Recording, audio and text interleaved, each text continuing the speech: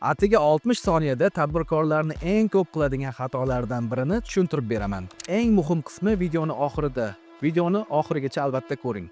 Firmani ochdingiz, eng yaxshi bankdan shot ham ochdingiz. Ishlarni boshlab yubordingiz. Hammasi zo'r ketyapti. Firmalardan tovarlar va xizmatlarni oldingiz.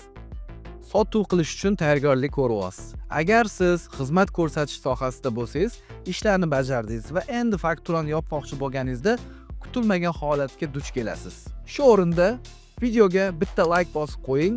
Bu bizga yana ham yaxshiroq kontentlarni qilishimiz uchun motivatsiya beradi. Davom etamiz. Endi videoning eng muhim nuqtasiga keldik. Firmani ochganingizdan keyin QQS kodini olmaganingiz uchun shu kungacha olgan hamma fakturalardagi QQS summalaringiz bekor bo'ldi. Ha, noto'g'ri eshitmadingiz, hammasidan ayrildingiz. Chunki buxgalteringiz QQS kodini olish esidan chiqarib qo'ygan. Yangi ochilgan firmalarda ariza berib QQS kodini olish majburiyati bor.